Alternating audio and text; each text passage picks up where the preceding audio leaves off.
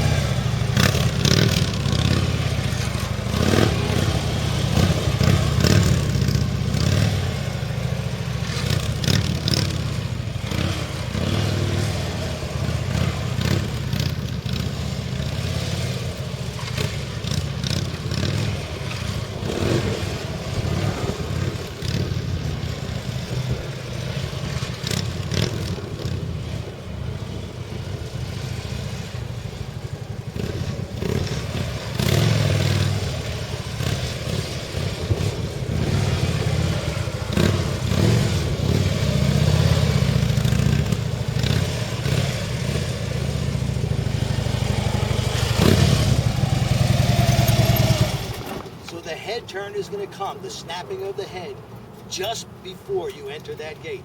Don't worry about hitting that cone. A lot of you are staring at that cone, and then that means you're going too far straight before you actually make the turn.